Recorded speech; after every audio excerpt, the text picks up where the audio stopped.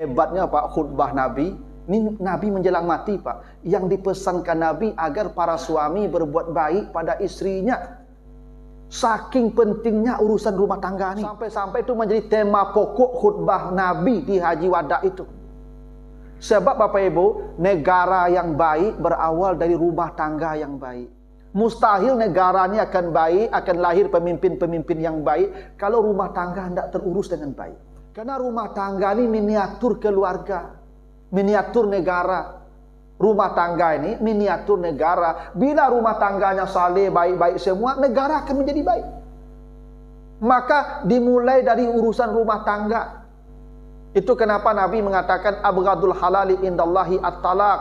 Kalau ada perkara halal paling dimurkai Allah, itulah bercerai. Karena perceraian itu akan merusak sendi-sendi kehidupan. Dengan bercerai orang saling membenci, dengan bercerai anak-anak terlantar, dengan bercerai hubungan sosial menjadi rusak. Dengan bercerai banyak janda penyakit sosial. Masya Allah, perceraian itu luar biasa dampaknya. Makanya kata Nabi, saya tahu perempuan itu sulit menghadapi. Kemudian Nabi ketika sampai di rumah Maimunah, Nabi kumpulkan istri-istri beliau. Kata Nabi, tolong izinkan saya sejak hari ini dirawat di rumah Aisyah saja. Ini sepulangnya Haji Wada, Nabi sakit, dan sakit makin hari makin berat, dan sejak hari itu Nabi tidak lagi ke tempat istri-istri yang lain sampai nanti meninggal dunia di bulan Rabiul Awal. Nabi tetap di rumah Aisyah.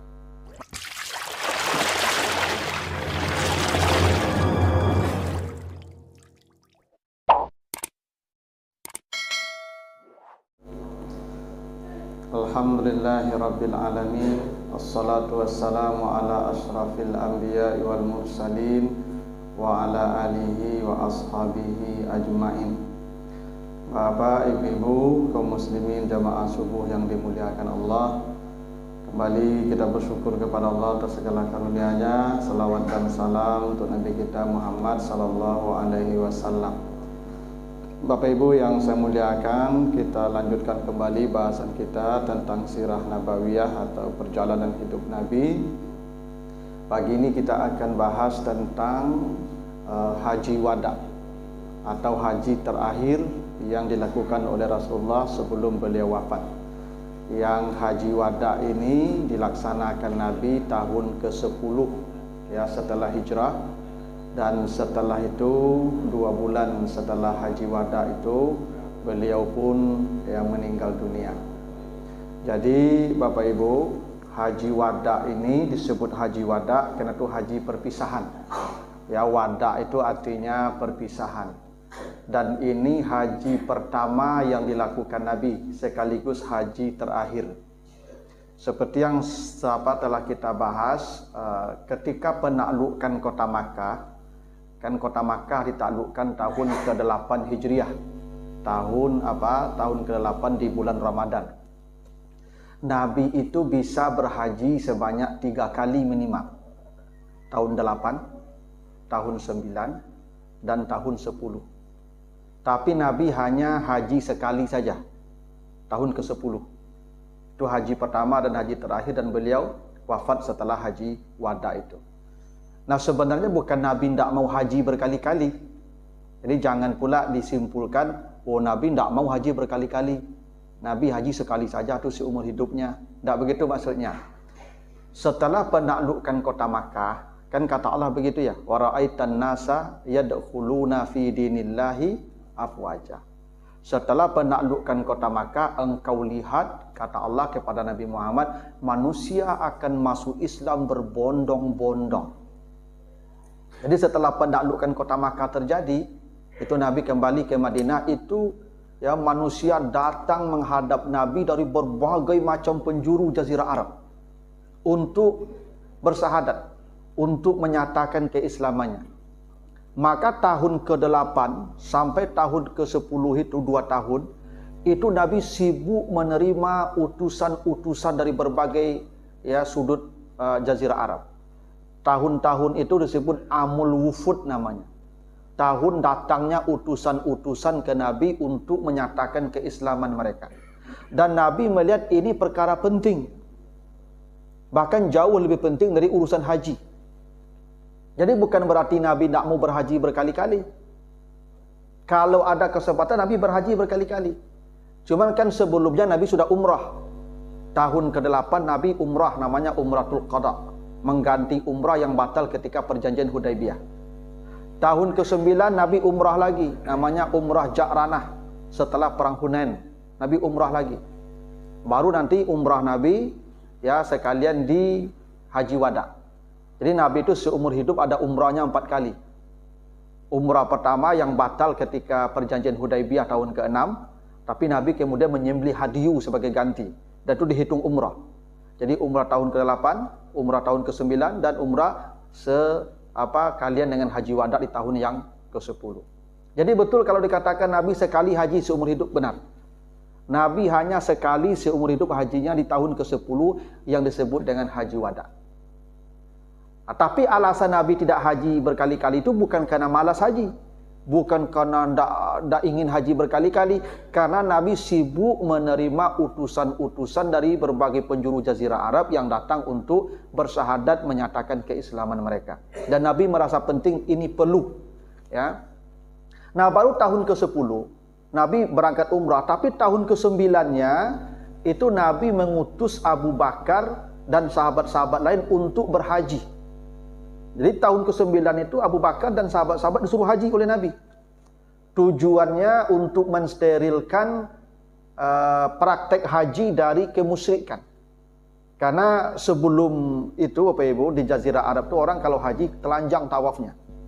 Ya, ada praktek-praktek jahiliyah yang masih berlaku di praktek haji di masa itu. Maka Abu Bakar disuruh mengajarkan haji yang benar dulu kepada para sahabat dan steril maka dari praktek-praktek kemusyrikan jahiliyah. Baru tahun ke-10-nya Nabi berangkat haji ya dalam jumlah yang sangat besar yang diceritakan sampai 100.000 orang. Ada sahabat bercerita itu kalau dilihat dari ujung ke ujung itu penuh dengan manusia. 100.000 berangkat dari Makkah. Dan pada masa Haji Wada itu pula semua istri Nabi ikut. Ya, istri Nabi ikut. Ya, ada 8 istri Nabi kurang lebih itu. 1 sudah meninggal. Ya, Zainab binti Khuzaimah sudah meninggal. Jadi ada 8 istri Nabi. Tapi dari 8 itu juga ada 2 yang tidak ikut. Kalau yang 1 sudah meninggal dunia, Zainab binti Khuzaimah, dan yang tidak ikut itu ada ya Saudah binti Zam'ah dan Zainab binti Jahsy. Itu 2 istri Nabi yang kebetulan tidak ikut. Tapi selainnya ikut. Aisyah ikut, ya Hafsah ikut, semua ikut bersama Nabi untuk pergi haji di tahun ke-10 itu. Bersama rombongan sekitar 100.000 sahabat berangkat haji, laki dan perempuan. Nah, Nabi berangkat dari Madinah di bulan Zulqa'dah. Ya, di bulan Zulqa'dah Nabi berangkat dengan sahabat. Lalu Nabi sampai di Zulhulaifah dan Nabi ambil mikat di sana. Jadi Zulhulaifah itu mikat terjauh. Ya, dari kota Madinah jaraknya sekitar 16 kilo. Ya, Zulhulaifah dengan Madinah. Tapi diceritakan oleh Jabir nanti ketika Nabi sampai di Zulhulaifah itu Nabi sudah mulai mengkasar salat.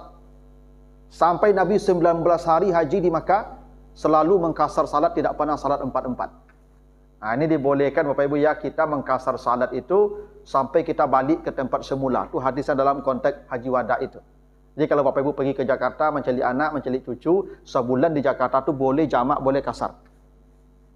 Tuh hadis Nabi begitu tuh ceritanya. Nabi pergi Haji Wada itu ke Makkah, Nabi itu selama di Makkah itu Nabi menjamak mengkasar, walaupun menjamak tidak disebutkan, tapi Nabi mengkasar dua salatnya. Dan Nabi sudah mulai mengkasarnya di Zulhulaifah itu. Padahal belum sampai di Makkah. Nabi itu baru sampai di Zulhulaifah itu masih area dekat Madinah. Nah, ini menjadi bukti orang kalau sudah status safar, misalnya Bapak Ibu ya KPI ke Jakarta, walaupun di bandara baru sudah boleh jamak kasar. Tidak mesti pula berangkat dulu sampai baru jamak kasar di perjanda. Di bandara saja sudah boleh jamak kasar karena tujuan kita itu Jakarta misalnya. Tapi kalau Bapak Ibu pergi mantan orangnya, tiba di bandara tidak boleh jamak kasar lah. Tidak safar namanya itu Pak. Itu kalau mantan orang tidak safar namanya itu. Walaupun di bandara. Tapi kalau Bapak Ibu memang safar, tiba di bandara itu lah boleh jamak kasar. Dan itu pernah dilakukan Nabi ketika Nabi sampai di Zulhulaifah, Nabi sudah menjamak dan mengkasar. Begitu hadisnya. Sampai 19 hari Nabi haji dan menetap di Makkah selama 19 hari itu, maka Nabi selalu jamak dan kasar. Walaupun jamaknya ada perbedaan ulama, tapi yang kasarnya pasti Nabi sholatnya dua-dua begitu. Nah, jadi Nabi itu Bapak Ibu mengambil miqat di Zulhulaifah, Nabi ihram bersama sahabat, dan Nabi niatnya haji kiran. Jadi Nabi itu ketika haji wada itu haji kiran. Haji langsung umrah. Kan haji itu ada 3 ya, ada haji ifrat, itu haji saja, namanya ifrat. Ifrat itu haji tunggal saja, tidak ada yang lain. Ada haji tamattu namanya. Orang Indonesia kalau pergi haji rata-rata tamattu tuh. Ya, tamattu itu kita umrah dulu, habis itu tahallul. Lalu kita boleh pakai baju, boleh pakai wangi-wangian, boleh berhubungan suami istri sampai nanti tanggal 8 baru haji. Baru kita pergi ya wukuf. Dan baik haji kiran maupun haji tamattu kan dua-duanya kena dam ya, hadiyu. Nah, Nabi bawa hadiyu. Nabi bawa unta untuk disembelih karena Nabi niatnya dari awal memang kiran. Ya, niat haji dan umrah di waktu yang bersamaan. Maka Nabi berangkat bersama sahabat. Itu Masya Allah perjalanannya Bapak Ibu ya. Itu banyak sekali hal-hal yang luar biasa ditemui Nabi dalam perjalanan itu, dan sahabat-sahabat bercerita. Tapi dari semua peristiwa yang berlangsung di Haji Wada itu, satu hal yang selalu diceritakan dan diingat adalah khutbah Nabi di Arafah yang disebut dengan khutbah Wada. Nah, jadi kebetulan haji di tahun ke-10 itu bertepatan dengan hari Jumat wukufnya. Ya. Jadi wukufnya hari Jumat, Nabi berangkat pagi ke Arafah, ya, sampai di Arafah itu Jumat, dan Nabi berkhutbah.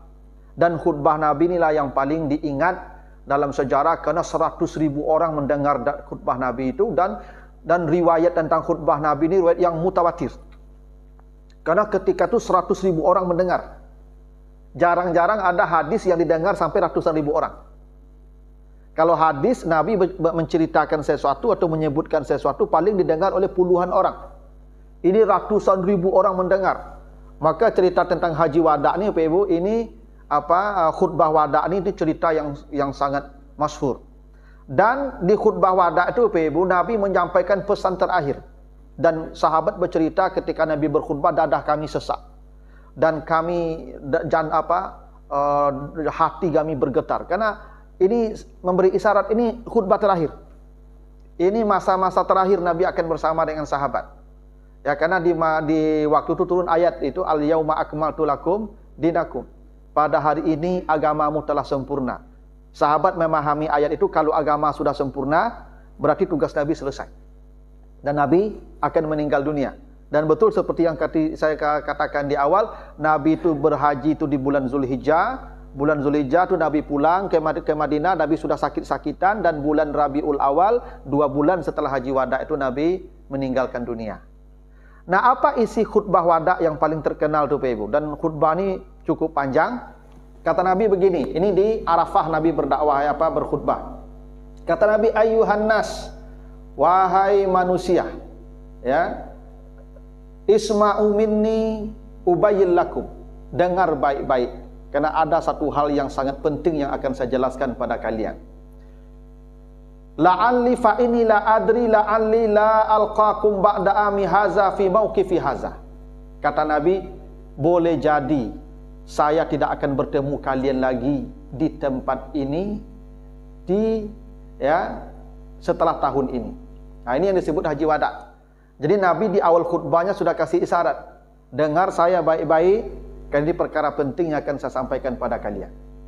Boleh jadi saya tidak akan bertemu kalian lagi di tempat ini, ya, setelah tahun ini. Nah, ini sahabat sudah mulai dapat sinyal nih, bahwa Nabi ini akan meninggal dunia, karena Nabi sudah berkata begitu. Maka itulah kenapa disebut Haji Wada. Kata Nabi, ayyuhan nas, wahai manusia, inna dima'akum wa amwalakum haramun alaikum ya ila antal qaw rabbakum ka hurmati yaumikum haza fi syahrikum haza fi baladikum haza. Jadi kata Nabi ingatkan, sesungguhnya darah kalian, harta kalian, kehormatan kalian adalah haram atas kalian mengganggunya, seperti kalian menghormati hari ini, bulan ini dan tempat ini. Jadi yang pertama diingatkan Nabi kepada sahabat Ibu, jaga darah, jaga harta, jaga kehormatan saudaramu. Ini yang paling pokok, Pak. Menjaga darah. Ini pesan terakhir Nabi yang menjelang meninggal itu. Jaga darah kalian. Masalah Pak Ibu ya, karena ini sekarang banyak manusia menumpahkan darah tanpa sebab. Ya, yang membunuh kadang tak tahu apa sebab dia membunuh. Yang dibunuh kadang pun tak tahu kenapa dia dibunuh. Kadang-kadang gara-gara piti 1000 Pak Ibu, ya. Gara-gara parkiran nyawa melayang. Masya-Allah Pak Ibu ya, gara-gara lampu merah. Ya, gara-gara memotong sampai nyawa melayang. Masya-Allah. Tak ada harago nyawa kini Pak Ibu. Sejak dulu begitu tuh.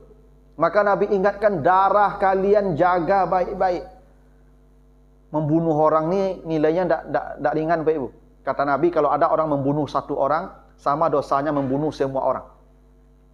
Dan kalau ada orang membunuh satu orang, kekal dalam neraka jahanam. Makanya Pak Ibu, ya, membunuh orang tu tak semudah itu.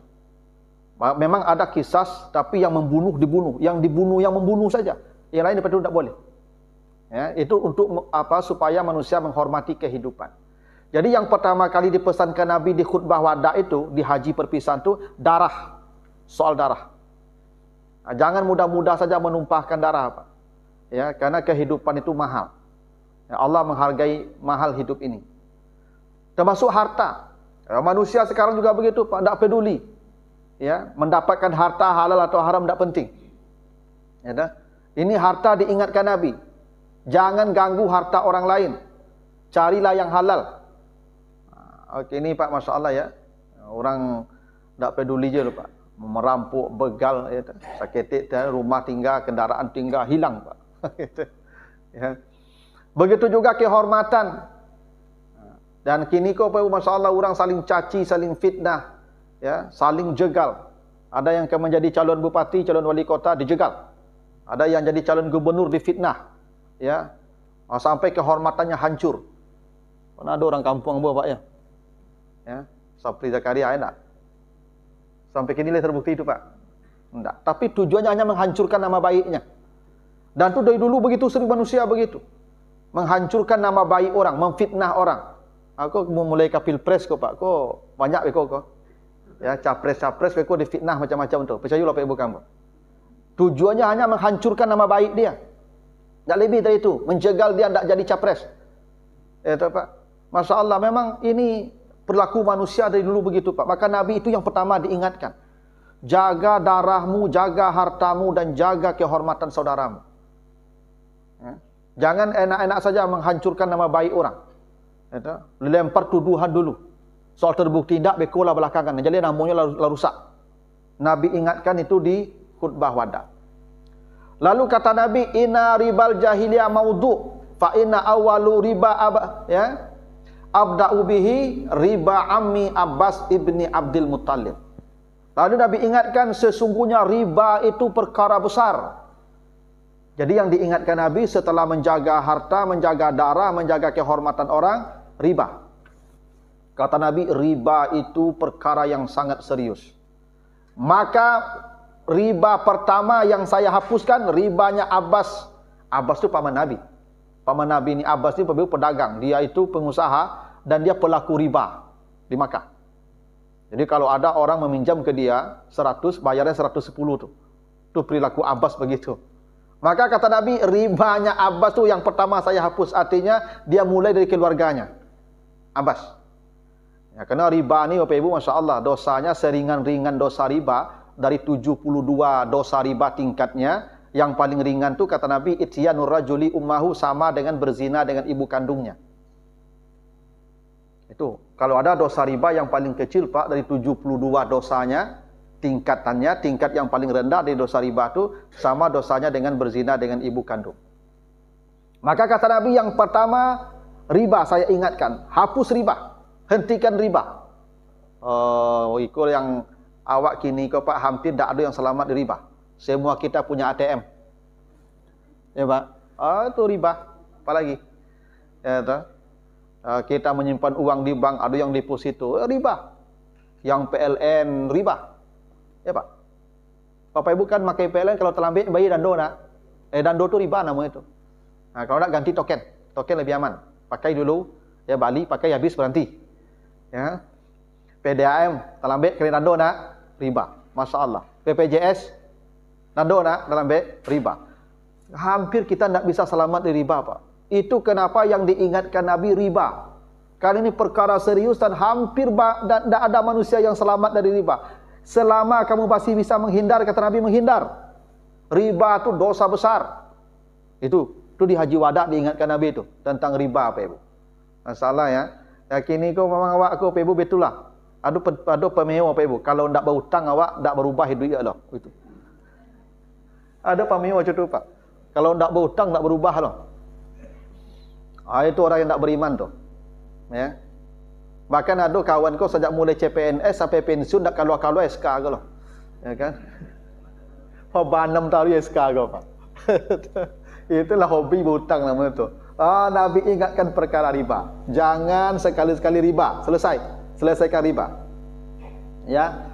Lalu inna dima al-jahiliyah maudu.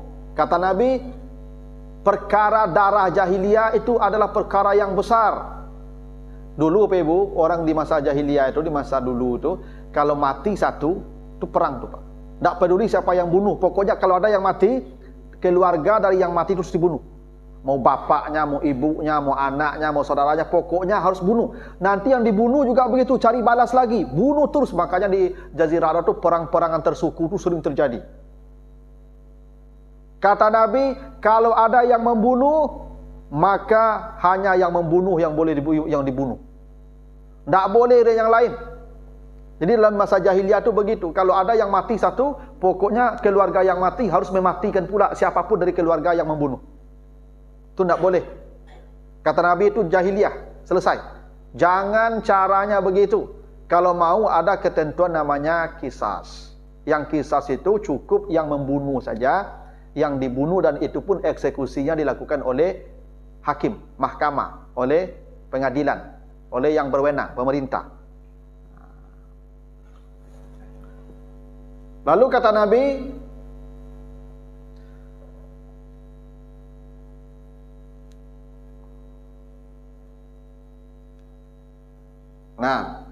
ayuhan nas, inna syaitan kad ya'isa'an yu'bada fi ardikum. Wahai manusia, kata Nabi, sesungguhnya syaitan sudah berputus asa untuk kalian menyembah berhala di negeri ini. Karena berhala sudah hancur. Dulu Bapak Ibu, penyembahan berhala itu berawal dari bujuk rayu syaitan. Ceritanya Bapak Ibu, orang Arab itu sampai orang-orang dulu menyembah berhala. Berhala itu disembah pertama itu adalah ya pada masa Nabi Nuh. Itu makanya ada berhala namanya Wad. Nanti dibaca di surat Nuh itu ada Wad, ada Suwa, ada Ya'uk, ada Ya'us, ada Yanasar. Ada 5 berhala ya. Ini berawal dari bujuk rayu setan ni. Jadi sebelum Nabi Nuh tidak ada yang menyembah patung, tidak ada yang menyembah berhala. Lalu pada masa Nabi Nuh itu sejak Nabi Idris meninggal dunia, tidak ada nabi-nabi, tidak ada lagi nabi setelah Nabi Idris sampai Nabi Nuh diutus. Yang ada hanya orang-orang saleh yang mereka ikuti. Orang-orang saleh itu yang disebut dengan Wad, Suwa, Ya'us, Ya'uk, Nasar. Ini orang-orang saleh setelah Nabi Idris. Nah, setelah orang ini meninggal dunia, generasi setelahnya dibujuk oleh setan untuk membuat patung mengenang orang saleh ini. Itu awal cerita patung.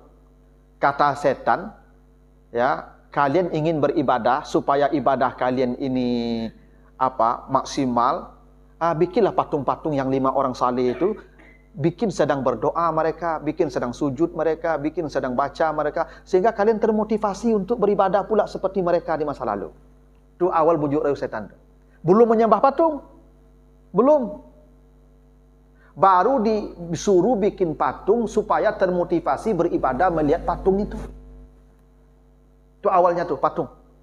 Lalu mati generasi itu, Ganti generasi, datang lagi setan ke generasi berikutnya. Katanya, ini orang-orang saleh. Bapak kalian dulu membuatnya supaya dia bisa menghubungkan kalian dengan Tuhan. Sudah ada nih syirik nih Pak.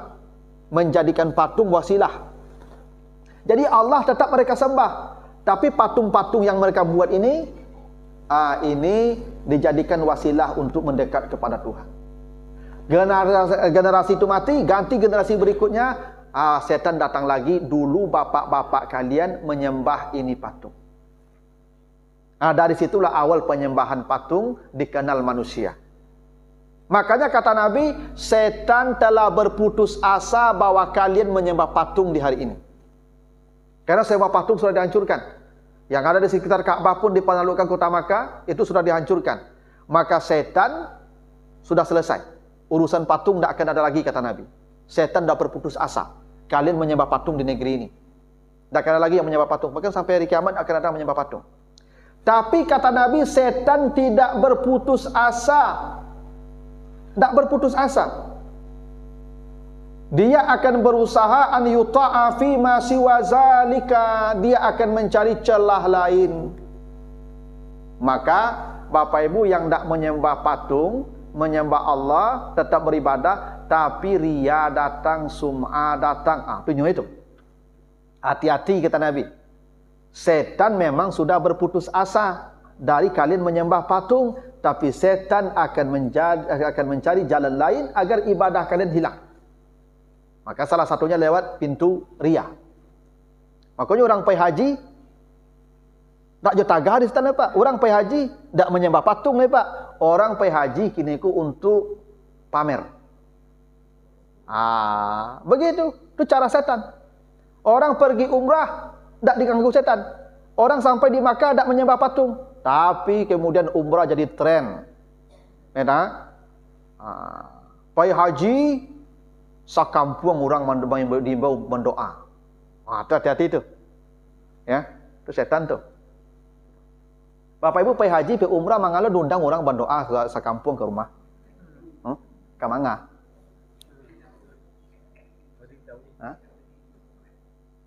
Kan awak pergi haji, pergi umrah itu kan kewajiban, pergi beribadah. Untuk hari imbuan ke orang.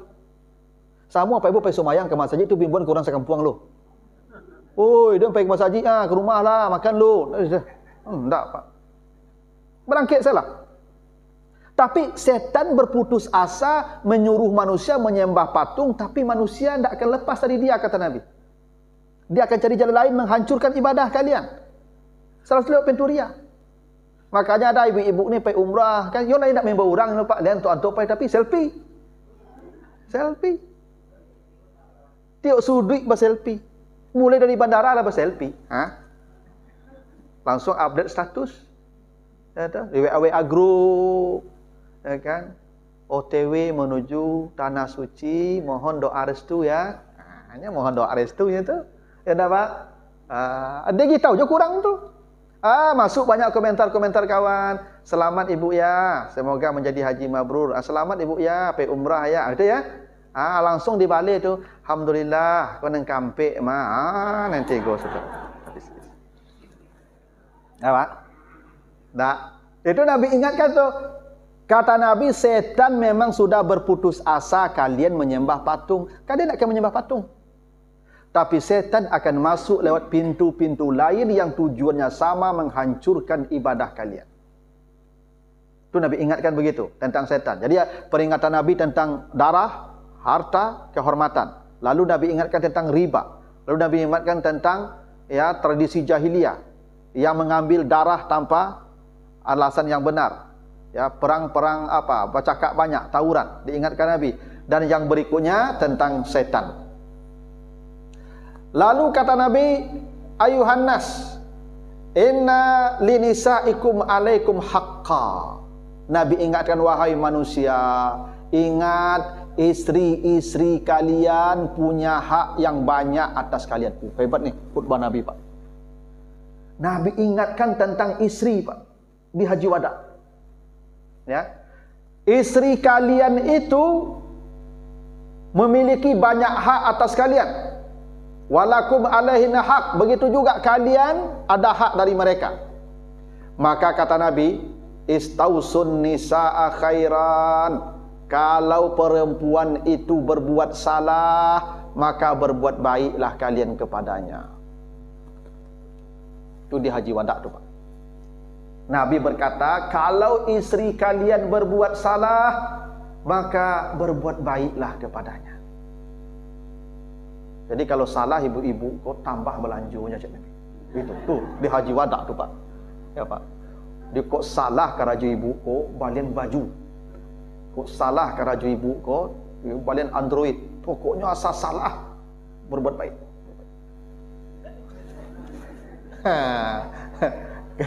Kece ibu-ibu, aku cocok kau cakap. Cocok dengan kau cakap ibu. Itu di Haji Wada pesan Nabi begitu. Ya, istausun nisaa khairan. Kalau istri kalian salah, maka kalian berbuat baiklah kepadanya. Ya. Tak boleh kita memarahi dia, Pak. Itu pesan Nabi menjelang mati begitu. Jangan istrimu marahi. Jangan istrimu caci maki. Ya. Jangan istrimu, kamu kalau ibu-ibu kalau disalahan Pak, tak mau lah Pak. Tak mau salahan lah Pak. Ya karena Nabi sudah katakan begitu, fa innahunna khuliqna min dila. Karena mereka diciptakan dari tulang rusuk yang bengkok. Bila kau luruskan, dia patah. Bila kau biarkan, dia semakin bengkok. Kamu ngawal ya Pak? Ini dua pilihannya Pak. Diluruhin patah langsung. Dibiar makin bengkok. Cuma kok apa-apa kok capek mati, salah satunya itulah tu. Ya Pak. Ya rata-rata laki-laki tak panjang umur lebih ibu. 60 lebih mati tu Mak. Ibu-ibu sampai 80 lagi umur. Ya nak. Kami kok 60. Kau nak legat tangka-tangka dia beliau kau le. Kau legat tangka kau enggak pada kau. Nah lunak-lunak lebih mati tu. Ya nak legat tangka le panjang apa. Iya. Karena tak bisa, awak kalau salah ke raja ibu-ibu kau, awak tak boleh memarahinya. Nabi buat begitu. Ya. Itu makanya kata Allah begitu ya. Kalau perempuan itu durhaka, fa'izuhunna, kasihlah nasihat yang baik untuk dia. Itu durhaka Pak. Kalau dia durhaka kata Nabi, kasih nasihat yang baik. Tak diberangi no. Bila dia tetap durhaka, wahjuruhunna fil madaji, kau pisah ranjang dulu. Ranjang aja pisah, kamar ndak bagi sampai laluk tu terplek. Itu Pak. Namanya wahjuruhunna fil madaji. Nah durhaka juga, fadribuhunna, engkau boleh menghukumnya, tapi hukumnya jangan sampai menyiksa. Gaira mubarrij kata Nabi. Jangan siksa dia. Hukumannya bagaimana? Ya cabut ATM-nya lah, cabut kontak otonya, cabut kontak ondanya, ambil HP-nya, kurung di rumah. Itu Pak. Iya, diusulasi. Atau kau nak apa-pai dulu. Apa kalau ibu kau mada aja, tangka aja, apa-pai di rumah dulu. Pai dulu. Namanya fadribuhunna, perangkit.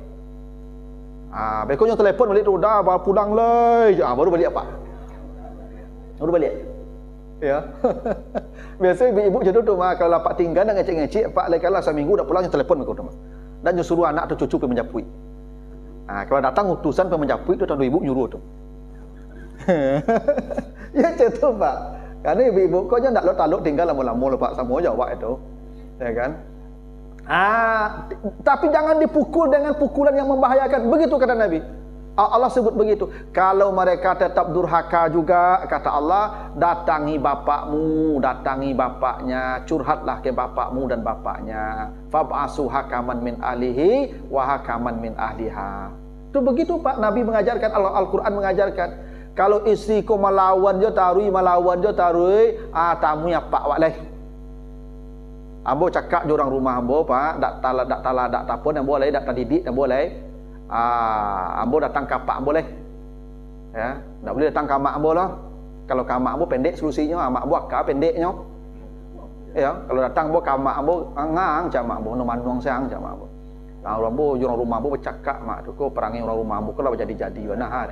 Tak tampak lah lapan yang palu ambo. Dah kecik mak ambo dari dulu dah kecik kang yang lah inyo aja. Dari dulu dah kecik jangan lah tangka dah inyo aja. Tu ada mak tanggahan be ko dia cari orang mudah rumah aja. Kalau amak macam tu, amak aku akak pendek. Ya. Oh amak kalau susah anaknya tak bisa susah lah langsung. Ya. Tak boleh datang ke ibu. Kata Allah datang ke hakaman, ke hakim kita dulu. Siapa hakim kita? Bapak kita. Dia ambo kalau datang ke apa ambo mengang manuang jangan siapa ambo.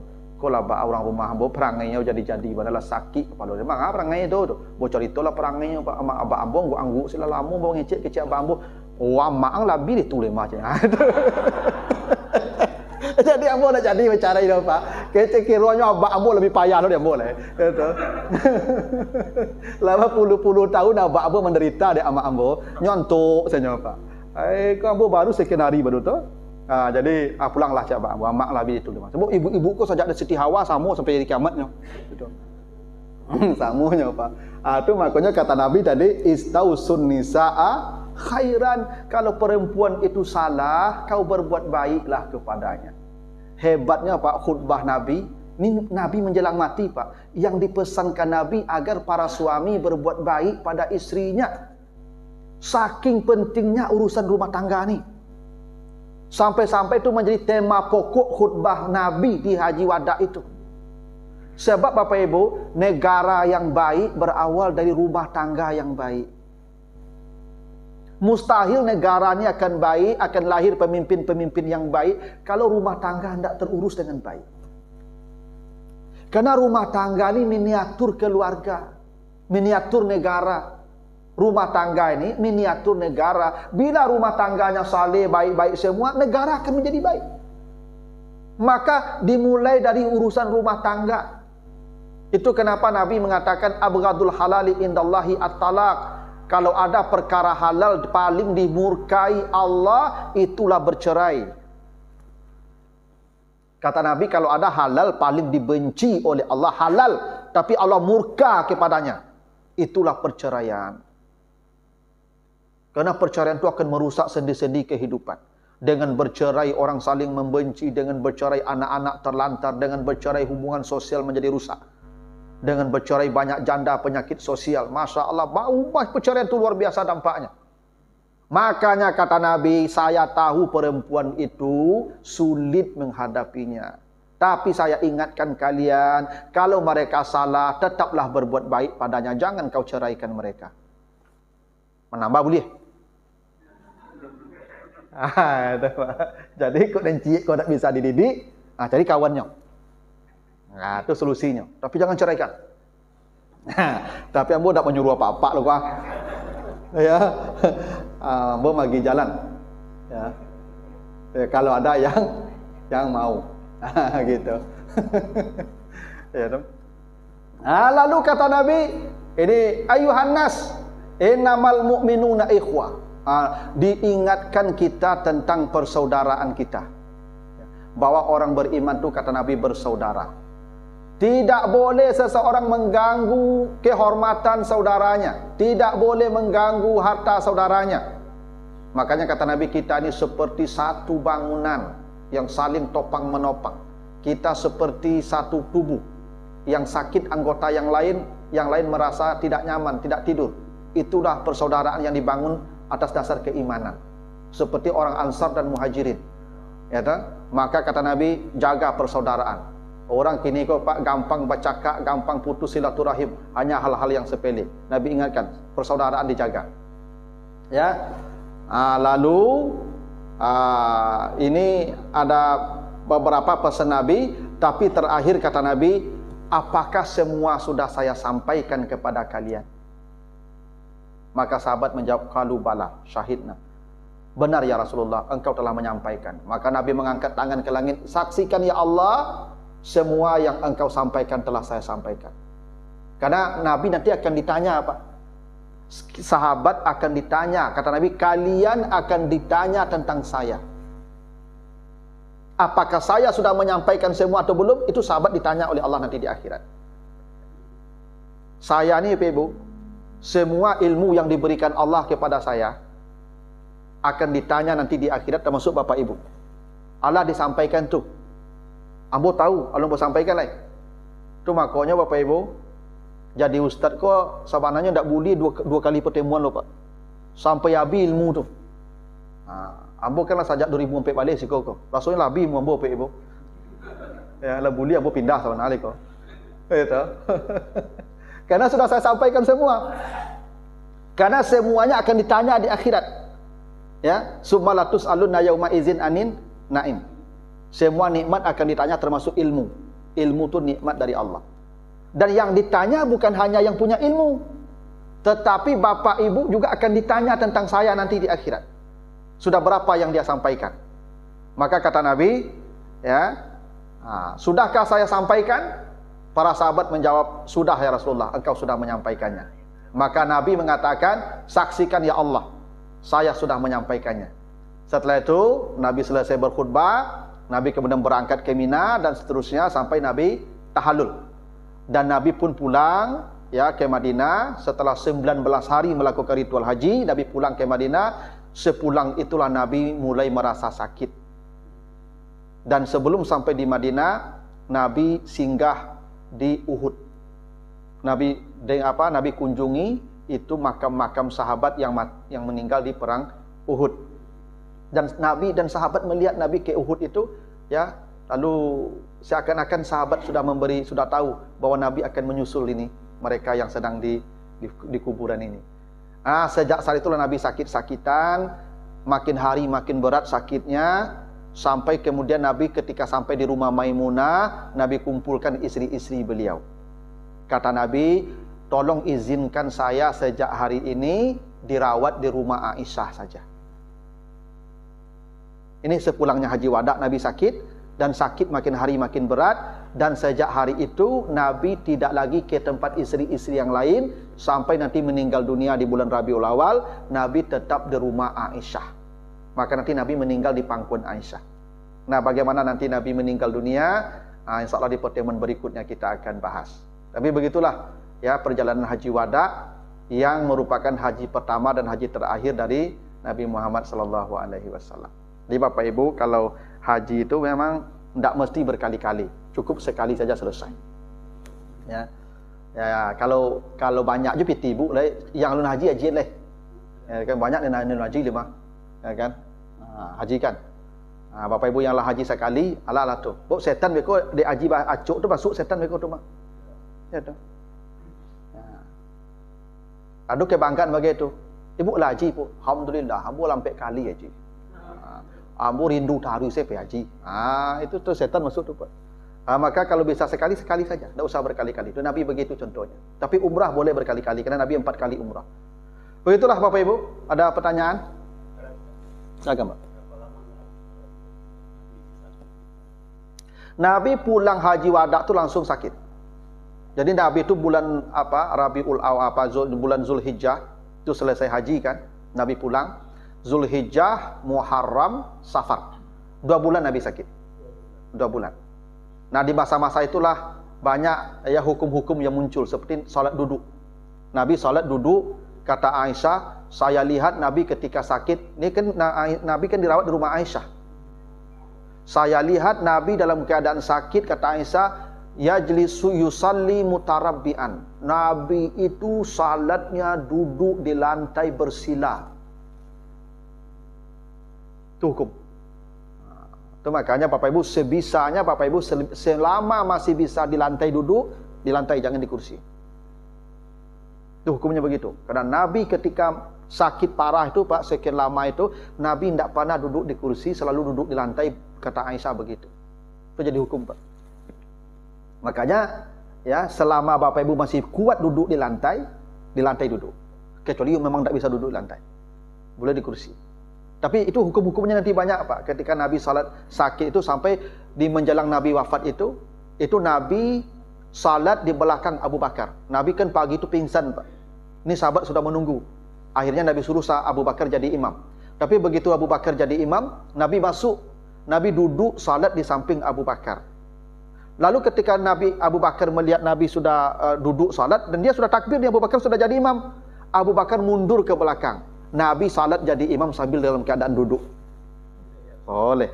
Jadi selama Nabi sakit itu banyak hukum-hukum yang muncul dan banyak sekali ya persoalan-persoalan yang jadi pelajaran bagi kita.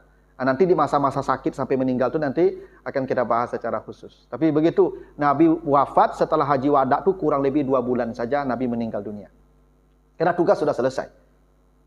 Ya, karena kalau sudah sempurna agama kan tidak ada lagi urusan kan. Nabi ya sudah meninggal dunia. Nah, itu makanya turun surat An-Nasr itu iza jaa nasrullah wal fath wa ra'aitan nasa yadkhuluna fi dinillahi afwaja, ketika manusia sudah berbondong-bondong masuk Islam, fasabbih bihamdi rabbika wastaghfir. Kata Allah, beristighfarlah engkau Muhammad. Ketika orang sudah berbondong-bondong masuk Islam, kata Allah, beristighfarlah engkau Muhammad wastaghfir. Kenapa? Engkau akan saya ambil. Sebelum engkau mati, istighfar banyak. Itu perintah istighfar itu. Ketika manusia sudah berbondong-bondong masuk Islam, berarti tugas selesai. Berarti sudah menang kan? Kalau menang apa lagi? Orang sudah masuk Islam apa lagi? Maka bertasbihlah dan beristighfarlah, karena engkau akan saya ambil, kata Allah. Itu maka Bapak Ibu, kalau lah anak lah lapis adonyo, ndak ado lai, itu istighfar apa banyak itu. Itulah tugas selesai kamu itu. Oh iya. Banyak duduk tasbih di masjid kau lai. Kalau tugas kan segitunya. Ya kan? Tugas Bapak Ibu kan segitunya tuh.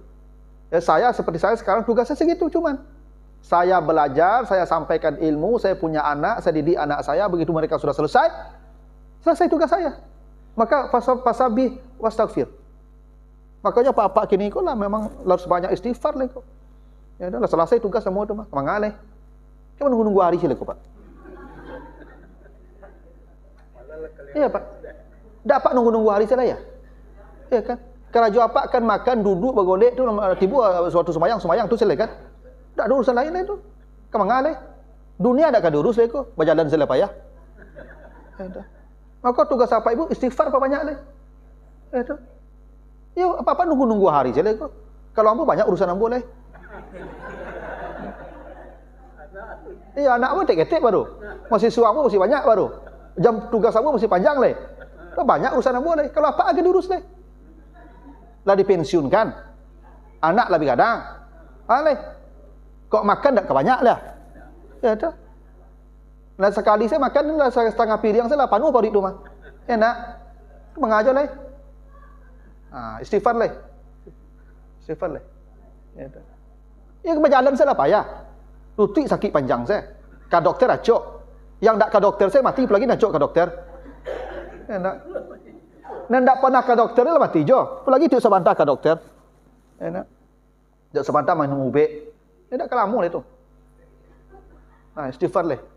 Itu. Iko ndak awala pensiun ko. Yo ko ada ceramah duduk dari siku dengan ceramah. Kul balari jo pulang tak apa dicari pulang. Ya, nunggu hari dari siku lah, tidak kelamu lah itu. Nah, betullah. Ya cuba cari Bapak Ibu Abu setahu Abu sajak memulai ceramah dari siku. Lah banyak Nabi bilang, Pak. Iya, Pak. Dah tanggung banyak dah sore boleh, Pak. Dulu ketika memulai ceramah ramai, Pak. Paling separuh tinggal lagi, Pak. Ya tu. Jelas itu Pak. Dah banyak sajak Covid sebenarnya banyak jamaah hilang tu. Ya tak? Kamu tahu sih kok ada apa-apa yang putih kepala beliau yang berjalan banyak tu lebih hilang tu. Tak nampak dah boleh. Ya tak? Itu lah tiap minggu apa kamari mah. Apalagi kalau sekali setahun itu lebih hilang sih jamaah aku lah. Ya tu. Maka istighfar itu alasannya Nabi disuruh istighfar. Jadi ketika sudah masuk Islam manusia berbondong-bondong, Muhammad engkau beristighfar ya. Jadi jarak Nabi ya dari mengislamkan orang banyak haji wada itu hanya 2 bulan Nabi mati. 2 bulan saja. Gitu. Ya wallahu a'lam, bisa jadi ambo dulu daripada Bapak Ibu kan. Tapi sunatullahnya Bapak Ibu nilai pensiun ku dulu dari ambo. Itu sunatullahnya model itu tuh. Kalau soal takdir kan bisa jadi ambo lebih dulu tuh. Nah, begitulah Bapak Ibu ya. Mudah-mudahan ada manfaatnya. Lebih kurang mohon maaf. Subhanakallahumma wa bihamdika asyhadu an la ilaha illa anta astaghfiruka wa atubu ilaika. Assalamualaikum warahmatullahi wabarakatuh.